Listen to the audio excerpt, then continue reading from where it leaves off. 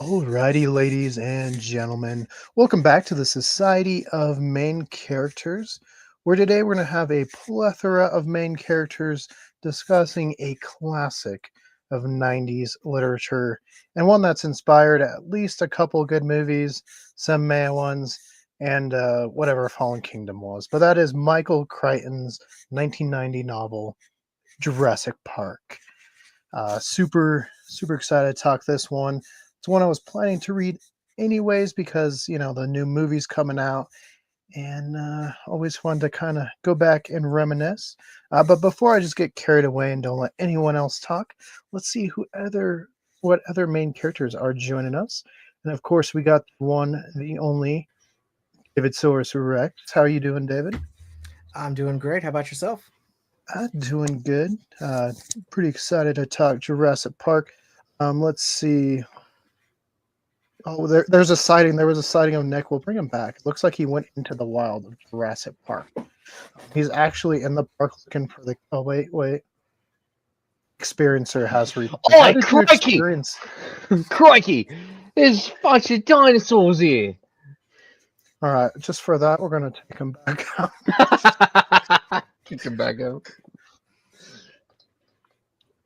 Over there, we got Sam. You guys should know from the Normal Cools channel. And then, of course, another person making their debut, Brenden, who usually talks sports but was interested in reading the book and went on to watch the movie. I think Nick might have watched the movie recently as well.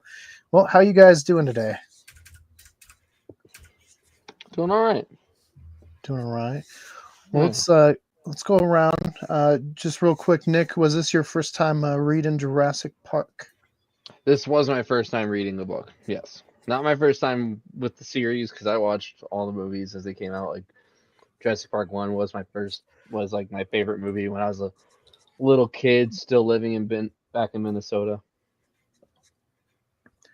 And Classically, the land of dinosaurs. Yep. They all hide in the lakes there. Brendan, what about you? First time reading it, or have you read Jurassic Park before? It was my first time reading it. Okay, so we got some first-time experiencers. A little surprised by our main experiencer over there, Mr. Nick. Usually he's pretty good at experiencing everything in the world. I'm not a big reader, dude. Honestly, like this series is the most I've ever read in my life. Honestly, if Yusuf Khan's not in it, he's not interested. That's also true. And then David and Sam, you guys, I know, both read this one before, right? I did. As a big, not only Jurassic Park and, dinosaur fan, I've always been a big theme park fan. So this kind of book definitely is up my alley. I believe I read this first time back in high school, so about a decade ago or so, and definitely enjoyed it. Yeah, and I've definitely read the book a couple of times myself. This will probably be my third. Once was in high school, and then a little bit later, and then now. So, keeping the chain going. I really appreciate that it's a story that you can enjoy just as much, even if you've already seen the movie. I know that there's a lot of movies and books out there that if you've seen one or read one, that the other one just isn't as good. If anything, I feel like I actually enjoyed the movie even more after reading the book, and it did not take away anything from like the enjoyment of reading the book, in my opinion. So they've done a very good job of adapting it and making these two kind of work together.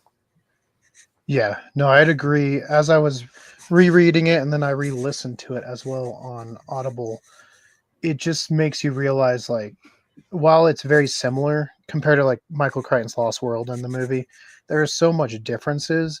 You can really enjoy it as its own thing, which I appreciate. Now they have kind of picked and prodded and torn things off for other Jurassic properties, but Brendan, what was the main message you took away from this one? Dead things should stay dead. Dead things should stay dead. Now, we'll go to David real quick.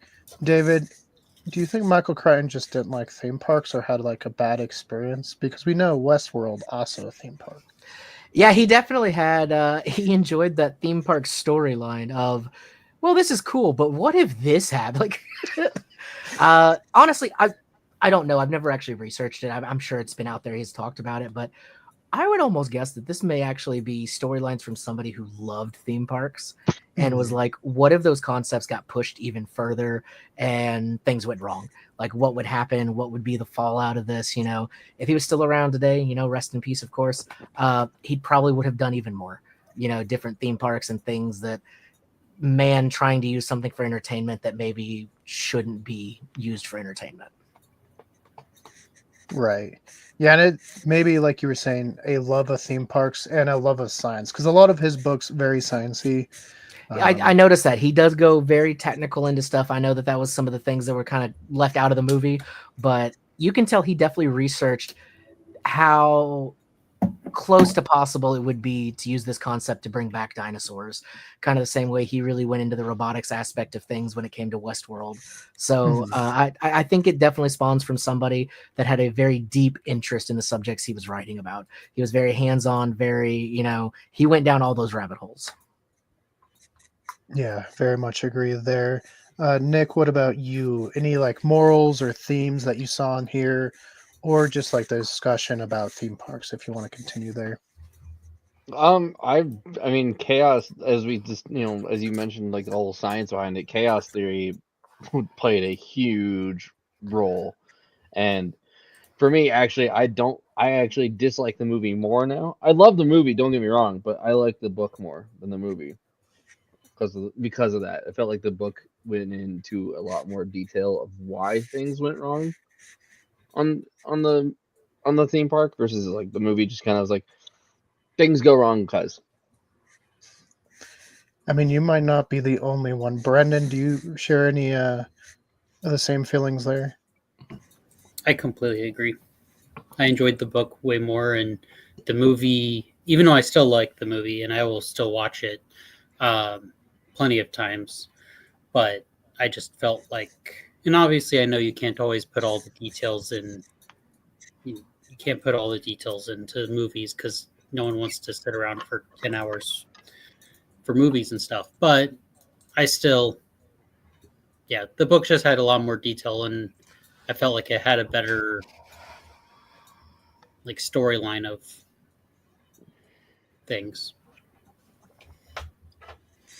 And Sam, what about you? Any themes that you were picking up while reading this one? The book is more detailed and gruesome, so it wouldn't be more of a children's film if they would have made it correctly. But I also think that the movies are kind of like a different timeline compared to the book, where the book is like showing one side of things, but they made the movie a different timeline with how characters lived in it and brought us to the third one so that Keegan could get his Spino. Right. Sam, are you suggesting that the movie takes place in a different multiverse than the book? Yeah. Wait a minute. Greyson, are you alive? Greyson, did you get eaten by a T-Rex? Maybe. No, just technical difficulties tonight, gentlemen. Sorry for hopping on late. It's been a little bit of a doozy, but I'm gonna have to roll no video tonight. But happy to be here. Sorry I'm late though. Hey, no, we're happy that the champ is here. Brenden, did you see that? Champ is here. And David doesn't want to catch the heat. Understandable. In solidarity, I'll go no cam too. Greyson Starting movements out here. I went and got a freaking background like before hopping on. I can't go no camera, David. I'm not. Look at this. Greyson, was this your first time reading Jurassic Park, or did you read it before? No, I read it like way back in the day for high school like sci-fi class. It was fun rereading this. It was fun, hitting some of those memories again. And I liked the book back then. I still like it now. So yeah. Well, let's move past kind of our opening discussions. David, what is one of the big differences you saw between this and the film? Well, I think the one that really stuck out to me is when I was watching the movie, it was actually like it was on screen. Like somebody had acted out the scenes of the movie, and there was not like, because let me see, let me give you an example. So typically with the books, it's going to be things that are like pages like this with words. That was very present in the novelization, but when it came to the film, I didn't really see almost any of that. So it definitely surprised me that that was a huge difference. I'm surprised you didn't notice that. Well, see, David, like there is subtitles too. I don't know if you saw it with subtitles or not, but you know, at least gives you a little bit. Sorry, I'm not ancient. I don't use subtitles. What are you sharing about me over there? I mean, if you want to, that's fine. That's okay, but not me. The film was on the screen. All right, so David, any non-medium differences that you saw? Oh well, if you're going, God, you know, it's funny. I there's not a ton of like major differences, which I think makes it so successful. It's definitely gorier in the book. We can all definitely agree on that. But I think that like let's take Nedry for example. His character, it definitely is a difference of what happens. It's not the entire situation that happens in the movie, but he's still playing the same role. You know, he's still the same character. It's still, you know, he's the one who's behind everything of what happened. Well, the fall guy, kind of, you know, the in-between middle guy of what's happening. But they did a very good job of making sure that all of the elements of what we see in the book, for the most part, at least the major pieces, are there in the movie. There are, of course, scenes, as we have talked about in previous episodes, like the famous raft scene with the Tyrannosaurus Rex and everything, that didn't quite make the cut. And I'm sure that was for budgetary reasons and for, you know, what's going to look good on film. But they did a good job of making sure that, you know, the main characters came through, that they were actually present there. It wasn't like, oh, there was 4 kids and we pared it down to 2, or, you know, or they didn't invent characters to just have a random, like, this guy's here. You know what I mean? So Yeah. I definitely appreciate that they did that. I think it has to do with the fact that they didn't have a super complex storyline. I mean, complex and like, yes, this is a weird thing with dinosaurs coming to life and all that, but I feel like they don't have a ton of subplots. They didn't have a ton of B story or anything that they had to worry about. Like with Harry Potter, there's so many side stories in the movies that they had to cut it out. You know, and that's why they're doing like the miniseries now to have so much more time. Whereas this one, the majority of the book, all of it is kind of focused on that main story for a lot of it, and we're able to see that through. I think probably the only major difference to me that really stuck out, of course, is John Hammond, and the fact that he does definitely die by the end of the book. And he's kind of a bad guy. Like, not he even is. kind of. He is a bad guy. He's not lovable. He's he scumbag. is the antagonist of the book. He is definitely the you should have known better. You're just a greedy billionaire that's making this happen, you know, fucking with things you shouldn't. Whereas I feel like in the movie, he's actually very likable. He just seems like a guy that wants to share his love of dinosaurs, and it went awry. Like it got out of his control, but he meant well. He was, you know, he's a little more bumbling, I think, in the movie. So, and I'm glad they took that angle because it works a lot better with the dinosaurs as the bad guys for the most part. And then I guess a little bit of Nedry, but he's there for so short in the movie that it doesn't really, you know, follow through with that. And Hammond got a brutal death. Yeah. Like, That was bad. And because if I'm remembering, it's the little compies that get him at the end of the book, right?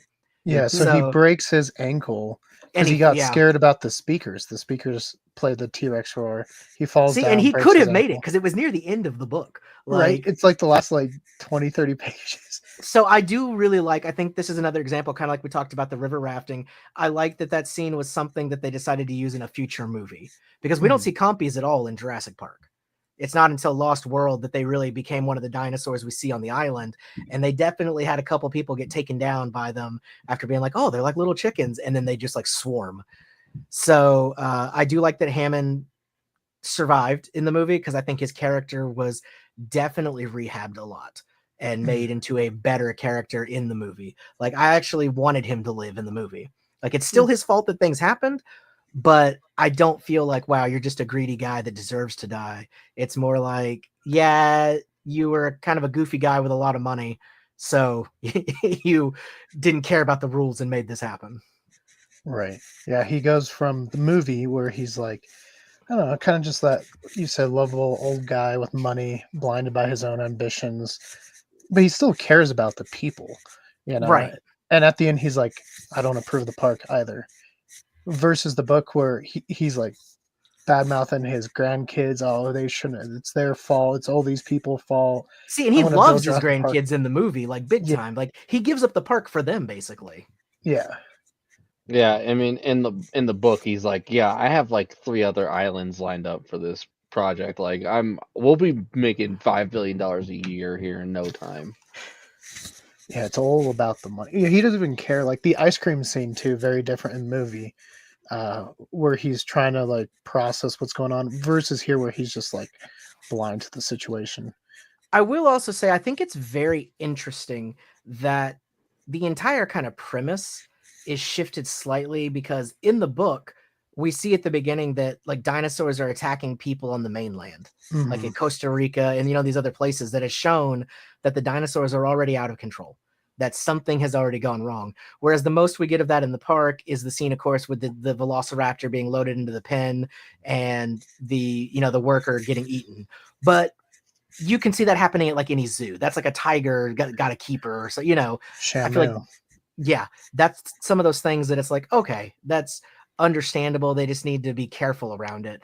So when they actually get to the park, it's not like a huge like, oh no, something's really bad here. It's more like, okay, they're checking it out, just making sure things are good. I think they had a much stronger reasoning for being there in the book with what has been going on, but I don't think they would have been anywhere near opening up. I think they would have been much harsher on them if these dinosaurs had already gotten out and attacked people. Whereas in the movie, it makes more sense that it's like an insurance thing, that they're like, hey, there was a death, so we've got to cross, you know, all our T's, got to dot our I's and make sure that this is good to go before we open to the public. So I liked the movie premise, I think, better, because I think realistically, if dinosaurs had gotten out, it would have been a much stronger issue with governments and things like that coming down on them, like what should have happened in the book. Yeah, to your point, it would have been a lot harder for them to like actually contain the government, you know, involvement at that point.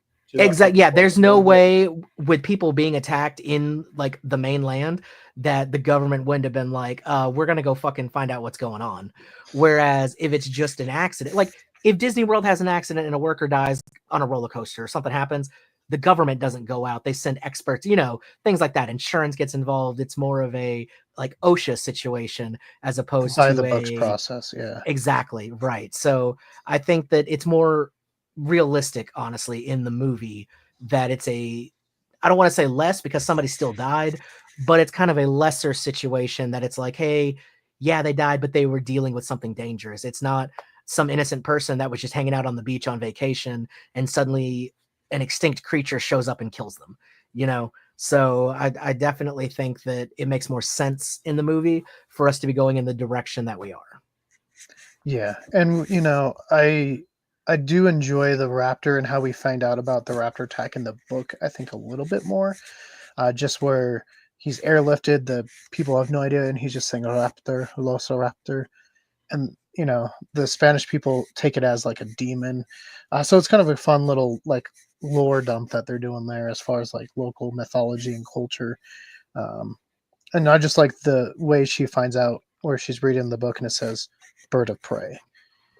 And she's like, what? Well, and then you hear the compies like chirping, so you know they're there. And it sets up that whole subplot. And so I think the reason compies didn't make it probably was CGI related. Just that small and having to be up that close would have been probably too hard. Yeah, I mean, at that point, CGI was definitely still in its very, very early infancy to be what it was. And I mean, even to kind of talk about the book, to David's point as well, I think honestly with the book itself, it kind of built the mystery around the dinosaurs better than it did in the movie. Because while, like, you know, that introductory scene where the guy gets attacked, super cool, iconic. You'll never forget it from the first time you saw it as a kid. but it's just with like the actual mystery and like the research going in behind it that builds up to the introduction of the park. I thought built up the suspense a lot better than it did in the movie. Also, and this is probably just because it is film, of course, but you actually get that majesty of dinosaurs. Like until things start going wrong, like it's amazing. I mean, that's one of the most famous scenes in cinema when Dr. Grant and Ellie see, the Brontosaurus coming out of the water and the theme is playing and it's like, welcome to Jurassic Park. Like that's iconic. Whereas in the book, it's already kind of a bad thing that they're getting into. They don't go there being like, oh, this is cool. You know what I mean? And again, like we were talking about with the government, at the end of this book, the Costa Rican government's like, no, we're going to destroy that island. Yeah, they just firebomb it. And then in the weirdest thing, because you kind of talked about this before with the history of it, how they actually commissioned him basically to write Lost World, but Ian Malcolm dies and then is just not dead. Yeah, so in this one, obviously they kind of reference that he dies. They're just like, yeah, leg got septic. And then in the Lost World, he kind of plays it off like breaking the fourth wall a little bit. Like he knows he's dead. Yeah, like they wrote him off in the book, but they needed him. Jeff Goldblum, his role, like Spielberg knew he was going to be iconic, and he was like, I got to bring him back. That was the funniest thing for me when I was reading the book. Like you get to the description of Ian Malcolm, and it's like this 30-year-old balding man. It's like Jeff Goldblum was not balding, nor has he ever been balding. Yeah, I like that Spielberg was just like, we're gonna make him sexy. Yeah, it's like we're gonna make this mathematician who's like a nerd throughout the entire book. I get what you wrote, sex god. But I really like this guy. Yes. And then something that I don't think something that I don't think was an issue until Jurassic World really started going. Dr. Wu dies in the book as well. Mm-hmm. And at this point he's almost the antagonist now. Like being that kind of inside guy working with Engine, and we don't know where he'll end up because he's still out there. So maybe he definitely took over for Hammond in the movies as that like villain from the novel for sure. Yeah, as what they kind of geared him more towards. But then he's not and it's funny because he's not really a bad guy in Jurassic Park. He's just kind of a helpful guy. Yeah, he's just there explaining. Hey, look at my dinosaur. He's more just like a kind of like a naive scientist in the book. He's just somebody that he's just like, isn't this cool? I made dinosaurs. He just likes helping the little raptor come out of the shell. Like, I mean, I get it. It's just he's a dinosaur dork, and we're like, okay, whatever. So I think it's interesting that they really gave him that strong heel turn to now where he's basically an evil scientist. Like, I know he's not in charge of Engine, but he's the face of what we see and kind of the one like keeping it going. But I do like his whole speech in Jurassic World when he's like, hey, this is on you. You told me make them bigger, give them more teeth. You wanted them to be scary. Yeah, make them scarier. You got your wish. So I do get it. He's basically the, scientist with no feeling. He did his job and is pushing the boundaries of the science, I guess. But until Dominion. Yeah. Where he became a nice scientist and released the good locust. Yeah. They'd even give him his raptor death. They give it to Hoskins in Jurassic World. Well, because I think we're gonna see him again. Probably. Yeah, he's not because he's not dead. So I think we'll see something. I mean, to that point too, I think, in all honesty, on the subject of the Jurassic World movies, they should have picked somebody different. Because where the Jurassic World movies lost their way is they lost the spectacle of what we all wanted to see was dinosaurs, and even though like the horror is still a possibility because we are literally being confronted with our mortality with gigantic beasts, there's still an awe. There's still, a mystification of dinosaurs themselves that Steven Spielberg captured just beautifully in the first movie. It's like that feeling of when you see a moose for the first time of how big they actually 100%. are. It's like, whoa, Yeah, you're walking around Rocky Mountain National Park and you're like, oh my God, they're that big. Holy shit. Or in Brendan's case, when a bear breaks into his school and he's like, that's a big bear. Now, I will say I actually very much enjoyed Jurassic World. I liked that it was back at the island. I liked that it was a theme park again. And I liked personally the kind of nostalgia rush of seeing like the original visitor center that had been left to decay and like that those, you know, little pieces of what had been. And of course, who didn't love seeing the original T-Rex come back and basically be the hero at the end, kind of like. And that fight at the end was great. Oh, absolutely. Yeah. I loved that movie. I thought it was great. It was a great throwback to Jurassic Park, but still new. I would have been satisfied if they would have left it there, to be honest. I think it would have been okay. Not that I don't want more dinosaurs, I don't want more Jurassic Park, but if that would have been the last movie, I think it would have been fine. I 100% agree with that, but I think honestly, if they were going to go the direction they did, I would rather have seen like a more contained storyline because like we've seen like they've kept upping the ante every single time. I want to see like more of a conspiracy where like you see them testing the dinosaurs to like, you know, put them out in the military and do all this other stuff. And then like somebody like tries like to be a whistleblower, but they get stuck in the park like after hours, so to speak. And then like InGen sends the dinosaurs out to hunt them or something like that. It would have been a cool. Yeah, I could see that. As long as they weren't going to go in the direction of the human dinosaur hybrid soldiers, I still think that'd be the dumbest thing they could do with Jurassic Park. I know they want to, and it's so fucking dumb. The old regime wanted to. I don't think they still want to. Yeah, that's what the original storyline of what they wanted to do. They wanted to Jurassic lead to Park it 4, being yeah, a hybrid of humans and dinosaurs to make like super dino soldiers. Hence why she was a clone and yeah, that's where it was. That's where Dominion was gonna kind of go. And then Spielberg was like, nah. Now, Nah. I also would have been okay, and they could still do this potentially, but I think they've kind of gotten away from it.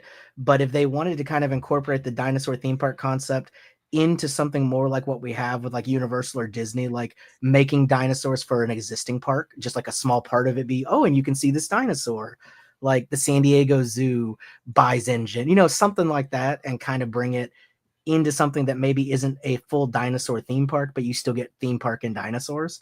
You could maybe do something with that, but there's only so many times you can do a dino theme park goes awry before you're like, why do you keep doing this? Exactly. Because money, baby. Like it made sense. It totally made sense. Jurassic World, that it's been like, okay, it's been over a decade. We've still got the technology. We've got this island. We own all this. Why not try it successfully? You know, it was unfortunate what happened before, but we were kind of, you know, sabotaged. I get the reasoning behind we could maybe try again. There's a lot of money to be made here. Let's do it. And they were doing very well until things went bad. I do like that in World and a little bit in Dominion.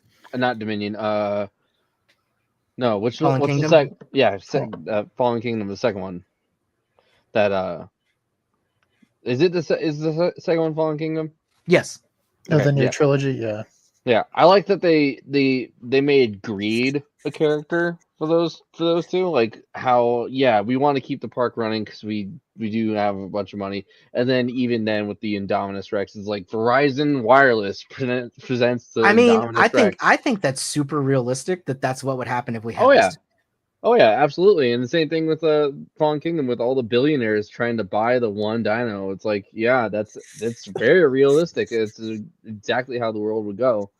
I only saw Dominion once, so I can't really remember it. That's enough. You're fine. Yeah, I know.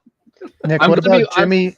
On that subject though, real quick, I'm gonna be watching it again. Hang on, I'm gonna be watching it again because I did buy the 6-movie collection from Walmart, and my mom wants to watch all 6 movies. So we watched what were you saying, Greyson? 1 and 2 already. What I was gonna say is I just want to see the Baja Blast Raptor from Mountain Dew. I just want to see that line of raptors being genetically modified to match each Mountain Dew color just become reality. I think I would love to see that. Your Mountain Dew Raptors are not going to be any kind of threat to my Fanta Triceratops, okay? Mountain Dew Raptor Blast. We'll see. We'll see about Just that. turns into like 85 different flavors of Mountain Dew. It turns into Pokemon. Just wait until my big red Rex gets in there, okay? Whoa. This is a family channel, David.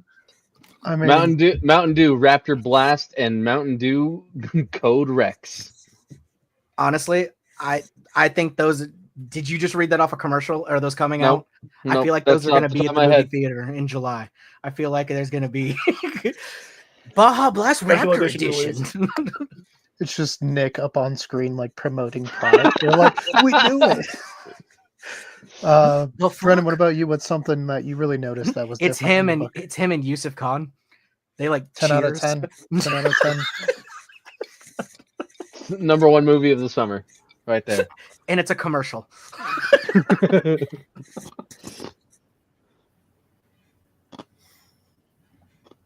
Can you repeat your question? Who was that for? Oh, I think it was for Brendan. Sam. Oh, Brendan.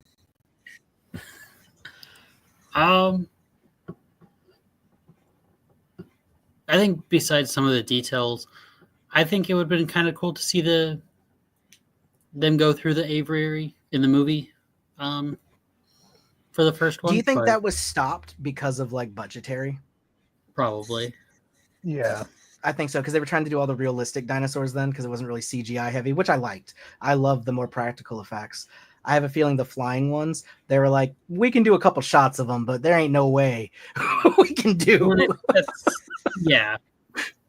And we kind of get it in JP3 Yeah. with the pteranodons in the aviary with, Dr. Grant. A little bit different than Pterodactylus, which aren't as big or as much of a threat, but it is kind of interesting when like, it's fine, and then it just comes down and bites her finger.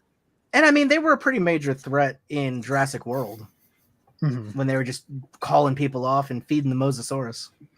Mm-hmm. Yeah, with their own bodies. They're like, I'm just going to sit here until it comes up and eats me. Sam, what about you? What's something that you really noticed from this one?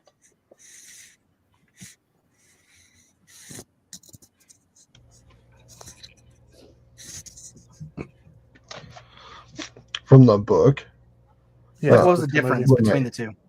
the difference between the two is the goat scene.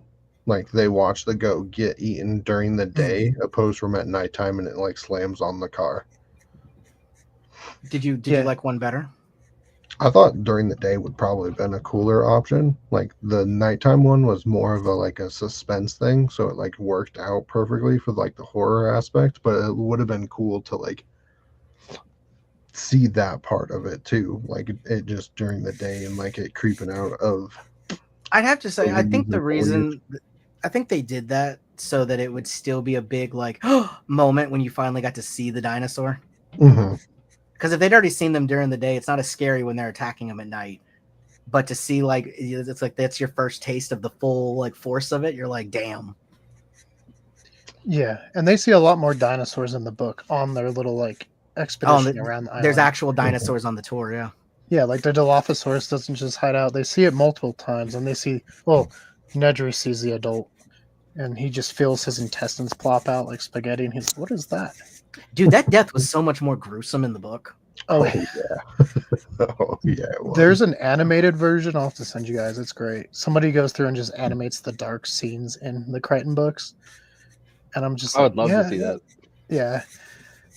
Nick, Grace, what about you guys? Any differences?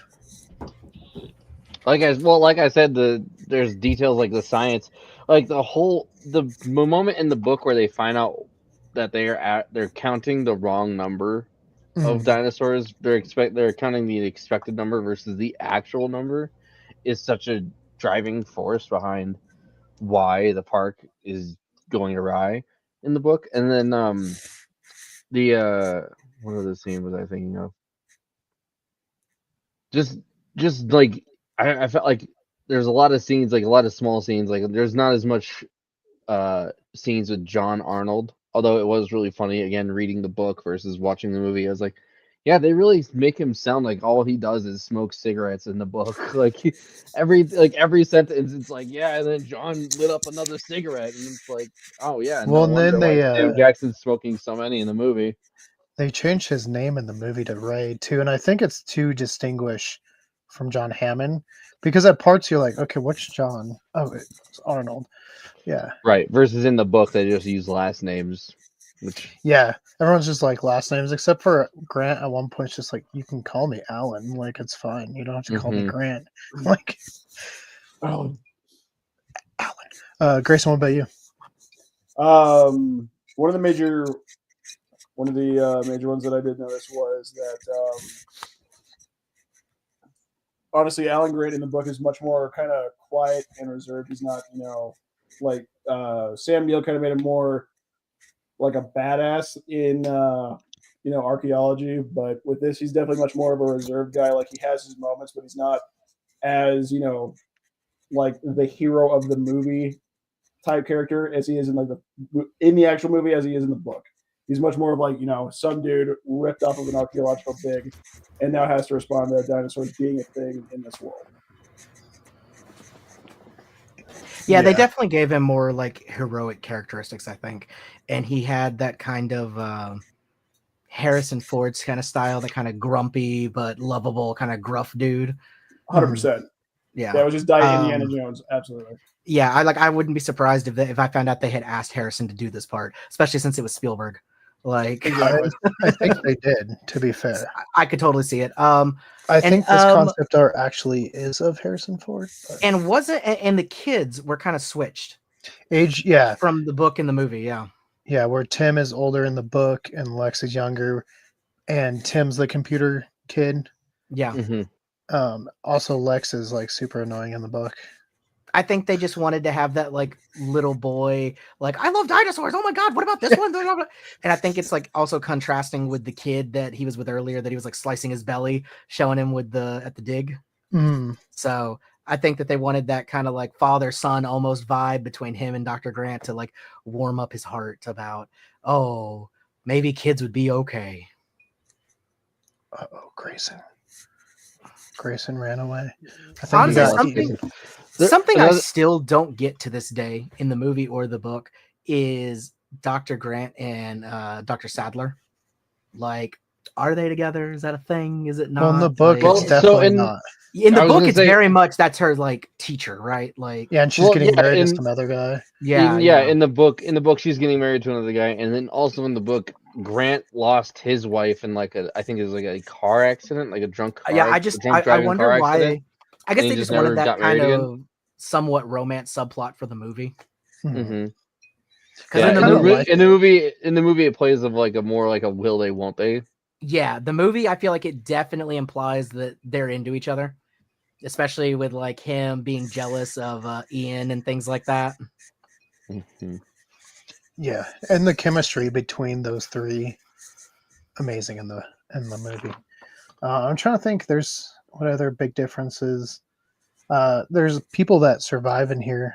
Gennaro obviously doesn't get eaten by a T-Rex. Like, no, it's the other guy that dies instead. Ed Regis. Yeah, and he gets killed by a young T-Rex because we have two. We have the adult and the which youngster. They kind of brought back for Lost World, I guess. I guess that's where they kind of shoved that into.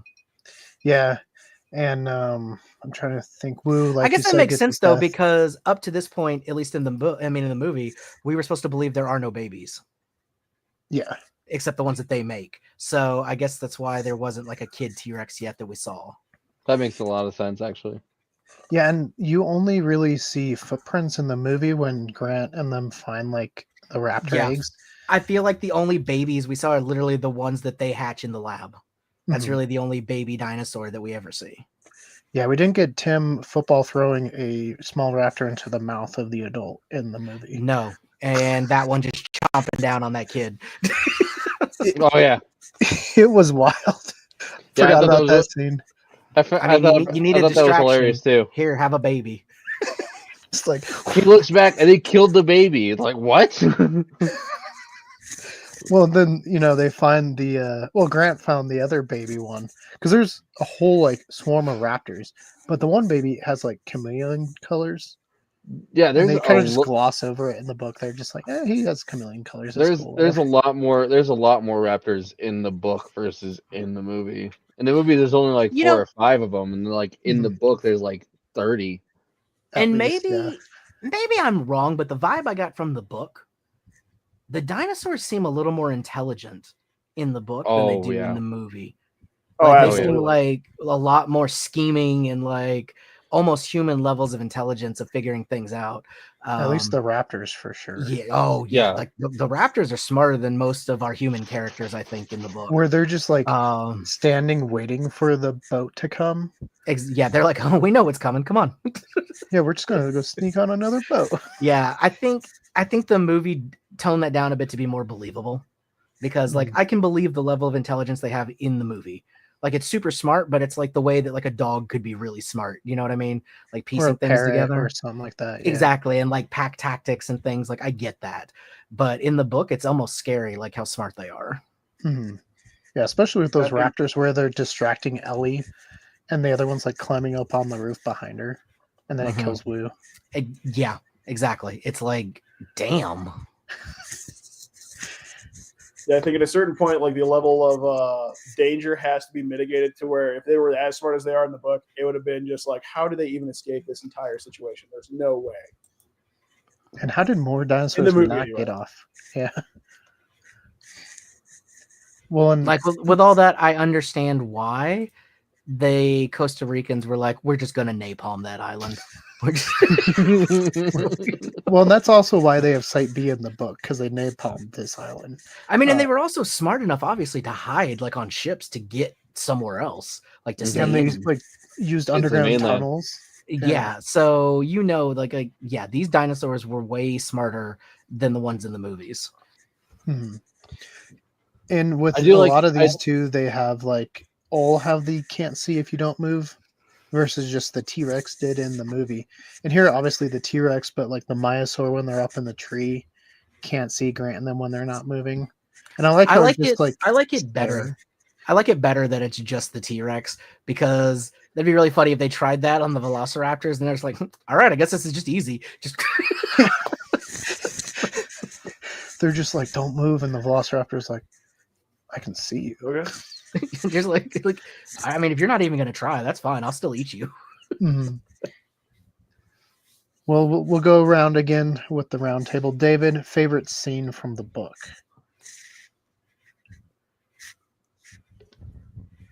You know, I think it would have to be Nedry's death. Just because it is so like, even if you know what's going to happen, you don't expect that to happen. Like even coming from watching the movie, I think that's the first big shock of difference between the book and the movie that you're like, oh damn, this is brutal.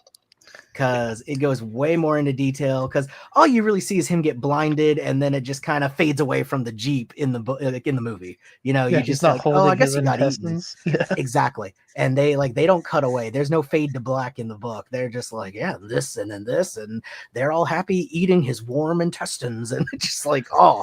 So I think that's the first from seeing the movie first, because I did see the movie first.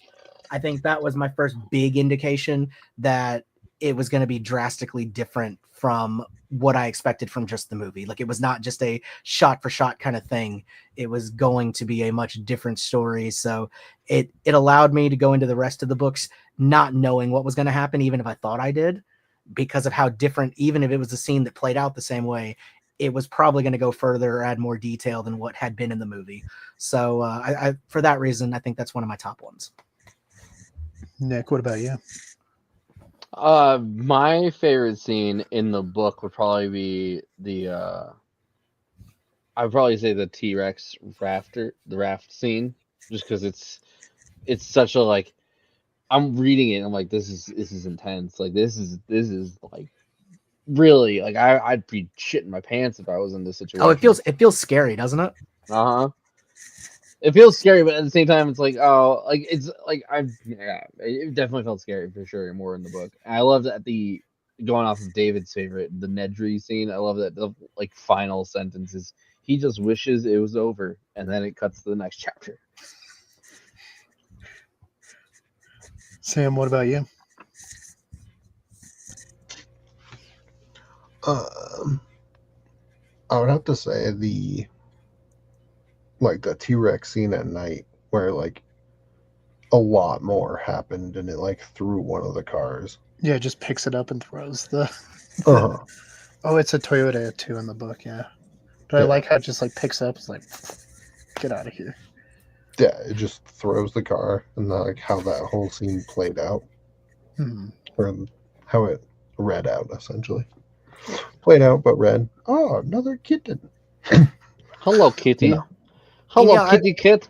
I also I would wanted to like to say mention, I'm guessing it's just because, of course, visually it looked better, but I feel like the park was way more complete in the movie than the book.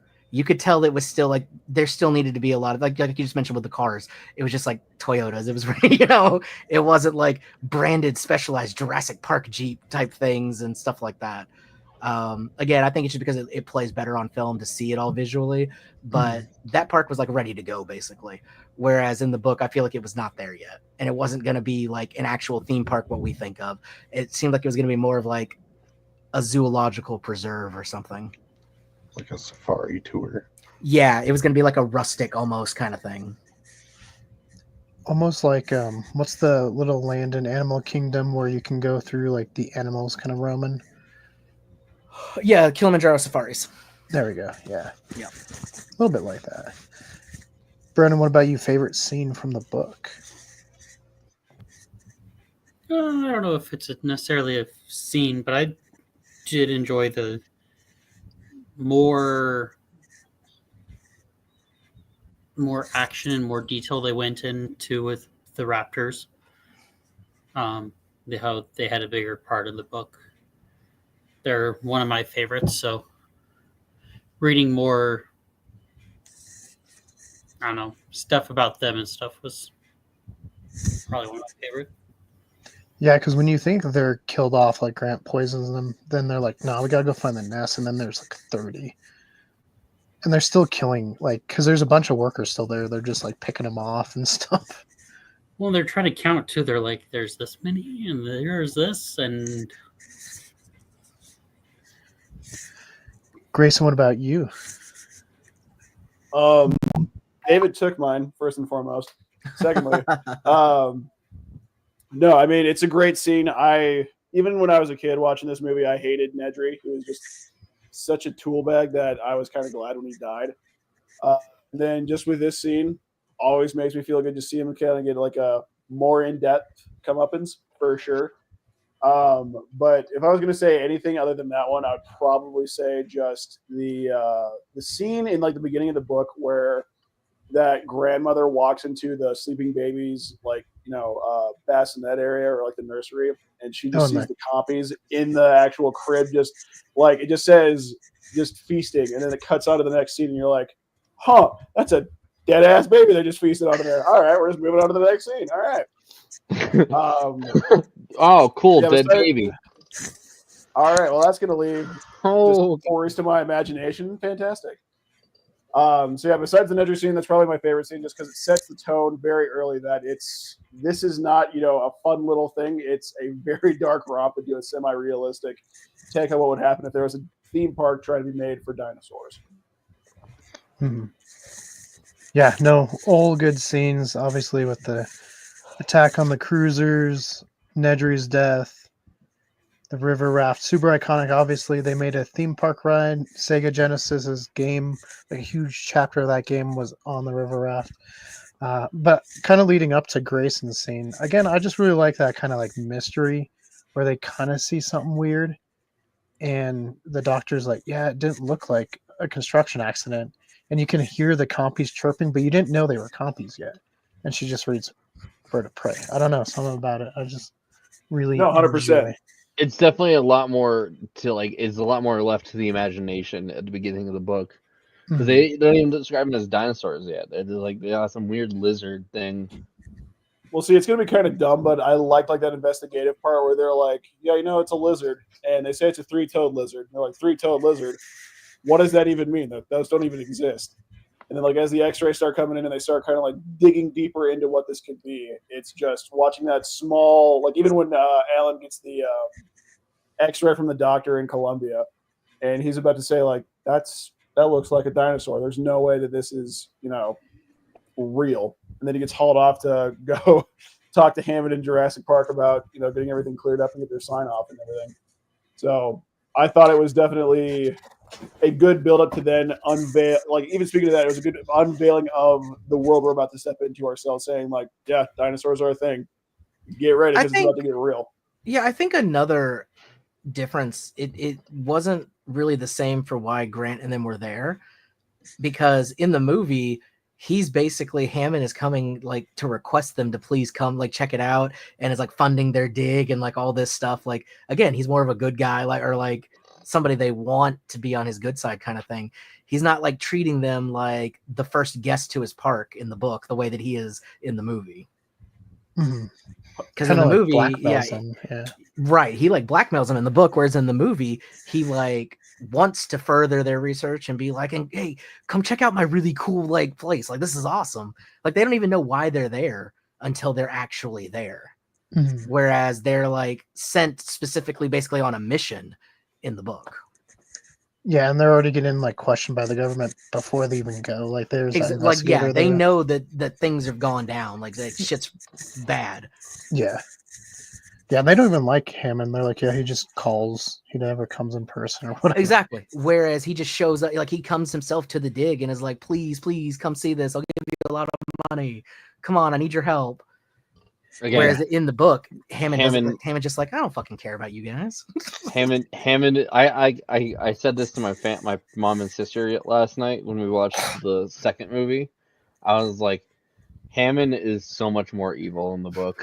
He's so much more of an asshole. Yeah. No, there's a lot of character, I think, changes. Like Muldoon in here is different. He's kind of the same, but I kind of picture him more like Roland from The Lost World.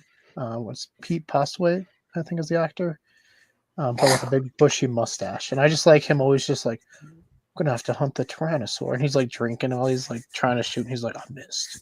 But then he doesn't miss because we get that waterfall scene. All right, David. We're going to wrap this one up. Kind of just final thoughts on the book.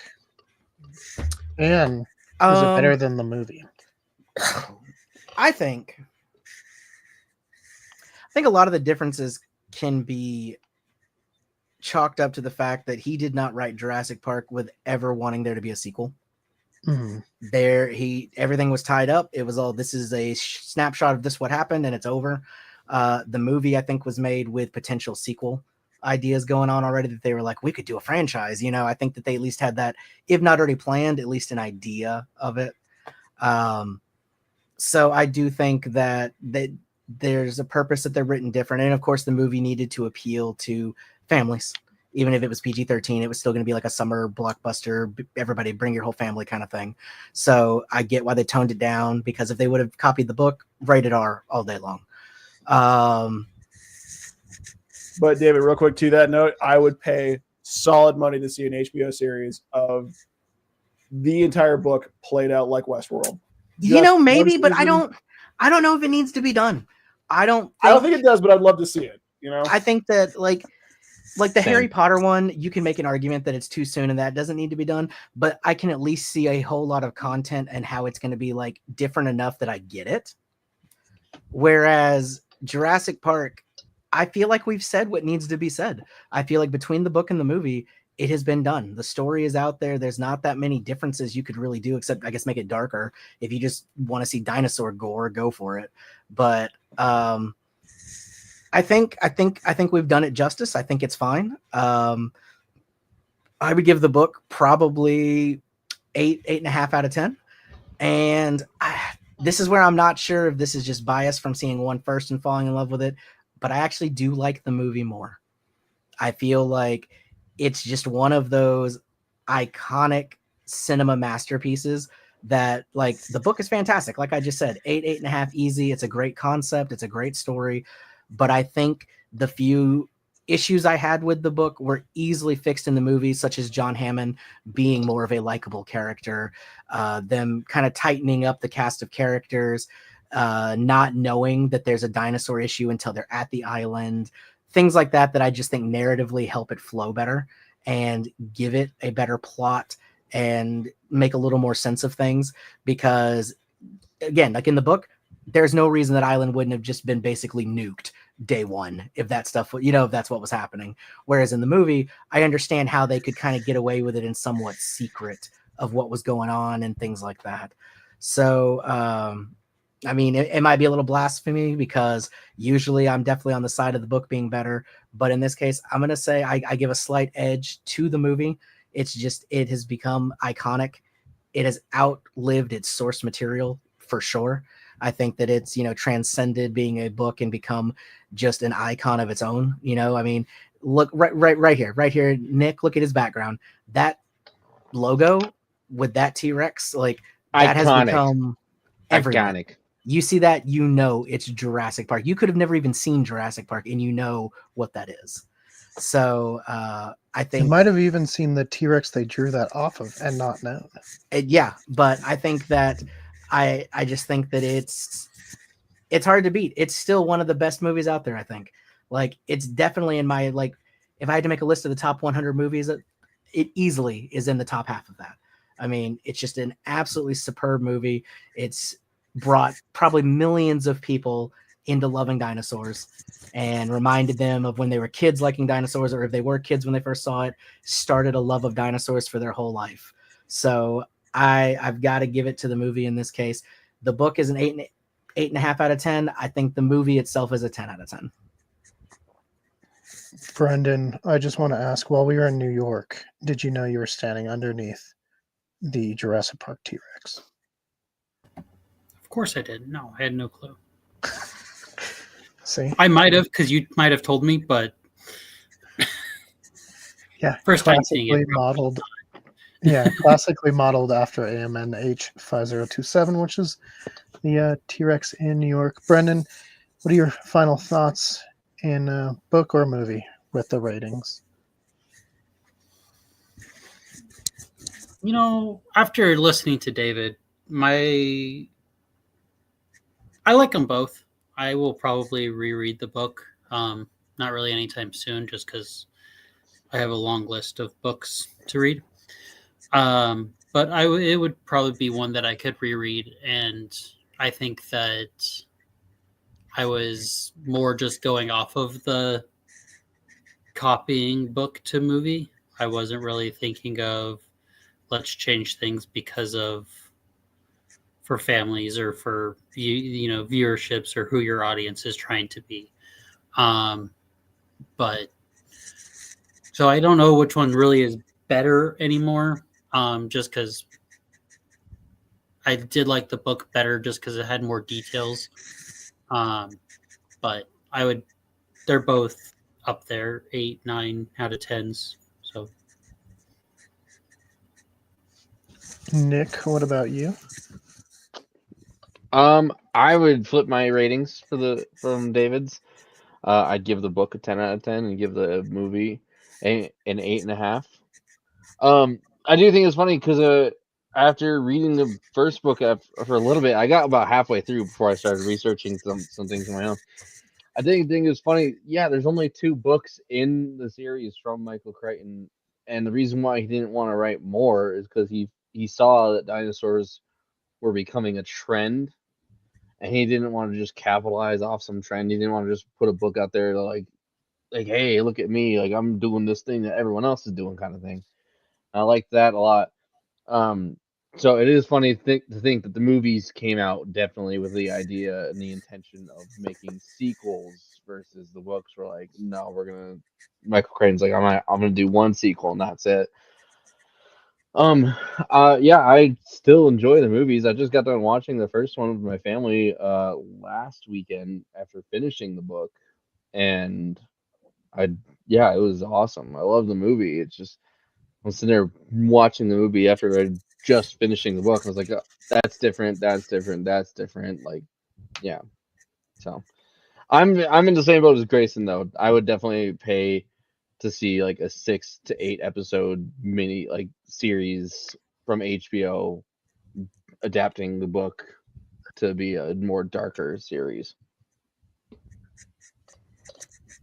Okay, so you get the miniseries, but the girl who plays Ellie in The Last of Us, she's every dinosaur.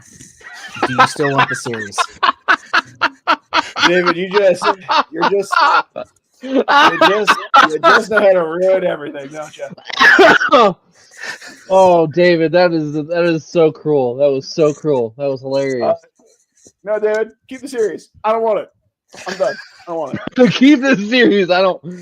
No, I think Bella Ramsey has hella range, dude. It's just her in different dinosaur onesies. No. It's not even her in dinosaur onesies. It's her with different T-shirts that just say like Just T-Rex, T-Rex. Velociraptor. She's just "Ah!" The gore is still the same. You still see everybody die the same, but it's her. in Everyone t-shirt. dies the same, but it's her green screened over everything. Yes, like as the T-Rex, she's just bigger. That'd be so dumb. Uh, Oh, David, you're a mean well, let us person. know in the comments below. Would you want that series? Let us know there. It's Bella Ramsey. I feel like we would want it for all the wrong reasons. Sam, what about you? Final thoughts and ratings on the movies and books? Final thoughts. I'm going to agree with Nick. I do think the book is better just because it is more detail and darker and brutaler. But you can the cool thing about the movies is it kind of, I don't know, you get like a picture for some of the stuff along with it. So then you can create some of those scenes. But there is a lot more variety in the book and a lot more to the book. I would give them both 10s because the movie is iconic. I grew up with that, but I also grew up reading the book and was just like, this would be a good, a really good horror film, but it wouldn't be for children. I mean, some kids would like to, Keegan would still do it as a little kid. So there are other kids out there that would enjoy it, but it would be a very, very darker film. Yeah, definitely. Grayson, what about you? First and foremost, I'm surprised at Nick's heretical rating of the movie. 8.5. That just feels Dude. treacherous. Dude, I'm sorry. No, there are so many continuity errors in that film. Wah. Like the No, fact that dinosaurs were understand. extinct millions of years ago. Or the fact that half all the workers just disappear. Dr. Wu just disappears They and is never explained mentioned it. again. They had to leave before the hurricane showed up. Yeah, they all Which left was on the a real last boat. hurricane. Yeah, they Which it left was. because they didn't want to get stuck on the island for how long it would be. Come on, man. Did you not watch the movie? I just did. I don't remember that. I'm sorry. All right, you know Yeah. what? Sorry, hold on, Grayson. I just want to say this real quick. My main 2 reasons that I put the movie higher. 1, in the book, you don't get any of the majesty of dinosaurs. In the movie, until things go bad, and even when things are going bad, you still get that awe and appreciation that they're we're seeing actual dinosaurs. When they're in the tree and they wake up in the morning and it sneezes on them, and then the first time that they see them where they're just speechless that they're seeing these creatures, you don't get that love of dinosaurs because from the very beginning it's shown that, oh no, there's something bad about the dinosaurs. There's a lot more love of the creatures and loving these dinosaurs in the movie. They don't all get napalmed at the end. Okay. And then the number 2 reason, that theme song, come on. Yeah, that one piece of iconic. music, that alone is a 10 out of 10. That is one of the most iconic movie soundtrack songs of all time. It is up there with Star Wars and all, absolutely fantastic. You can't beat that. David, to your point, I bought tickets to the Colorado Symphony doing the actual soundtrack to Jurassic Park just to hear that song. See, Just to hear that song play. That song can bring you to tears. It is absolutely incredible. It is one of the greatest pieces of music I think has ever been in a movie. And that's why they've back kept to your it childhood for every single one. Exactly. So I'm sorry. I can't give it less than 10 out of 10. But anyway, to David's point, yeah, honestly, I'm going to give the book a 9.5. It's really entertaining. I loved it a lot. It was cool to see what inspired the movie that we all love today and how they used what they could in order to make the movie, as we talked about, approachable and interesting enough to general audiences to go see the movie. But just like David, just like Sam, the movie's 10 out of 10. You can't beat that movie. Just as soon as they come up over the ridge and Samuel takes off his glasses just in pure shock and twists Ellie's head just to see the dinosaurs grazing through the meadow. you'll never forget that scene because of the score, because of the acting, because of just the pure, unadulterated awe that they were able to conjure up, and the idea of just seeing dinosaurs walking around. It, without a doubt, is one of the best movies ever made and will be permanently on my top 10 until I die. That is one of the best movies ever made of all time, in my opinion. All right, so that brings it to me, and yeah, I think everyone's really. What about Brenden? He didn't ask Brenden his final thoughts. No, I did. He gave his thoughts right after David. Oh, did he? Did you, Brenden? Okay. Yeah. Sorry, No, I forgot we did that. Sorry. I'm having a stroke. I'm having a stroke. It's fine. Find your life alert, Nick. Find it. Help! I've fallen and I can't get up. But Nick, remember, it's the button that looks like Yusuf Khan, and it speaks like him too. It's the button that looks like Yusuf Khan. Remember, smelling burnt toast does not mean it's good. All right, Keegan, if we ever end up at the same senior living facility, I'm never speaking to you. I'm gonna avoid you. You just are randomly getting like gifts that look like Yusuf Khan. They're like, man, you must be a really big fan. This guy's been dead for 40 years. You're the dude's biggest fan. Yeah, no, for me, I really do like the book. There's a lot of scenes that, yeah, I wish would have been put to film. It seems like we'll at least get a couple of them in Rebirth upcoming. But yeah, the movie is the movie. It's iconic. Even today, when people reference like CGI and visual effects, they reference Jurassic Park because they're like, it's not as good as Jurassic Park. That was one of the big things with Jurassic World is it couldn't live up to that. It's also created a whole host of paleontologists out of the movie. And so, yeah, 10 out of 10 for there. I think the book would be a 9 for me. And I guess that brings us to the end of this episode. We will be taking a break for a little bit, right, David? We're back in August, September. Correct, and that will be back with you, kind of looping it around. So we'll have you give your choice probably around like the middle of July in one of our pop culture ones. We can have you get your choice out there, unless you want to say it now. But that'll be. I decided while we were talking. Okay, do you want to do it now, or do you want to make them wait? I will make them wait, but I know what book it is going to be. But Okay. I will announce it in one of the pop culture chats that we do in July. All right, because that's why we're taking a break. We got 3 huge movies coming out, so we are going to be covering the next Jurassic World movie, of course. We're going to be doing Superman and Fantastic Four, so that is going to be some bang, bang, bang, big tent poles. So definitely stay tuned for those coming up next month. Yeah. Plus, this month we're also going to be doing Ballerina. It's coming Right, that'll out. be next week, I believe, right? Yeah, next week live, as well as this month, we're going to be covering Jaws because it's the 50th anniversary of Jaws, which is an insane number to think Jaws is 50 years old. But that's another one that it still holds up. Mm-hmm. It's still a really good story. I think that is another one that the movie is better than the book. Well, that's because it's a documentary. Like, yeah, this all happened. Hey, and in the news, there's a dude swimming around Martha's Vineyard for 12 days, seeing if he won't get attacked by a shark. Good luck to him. I feel like you're just pushing the odds. I've seen Final Destination, so something's going to happen.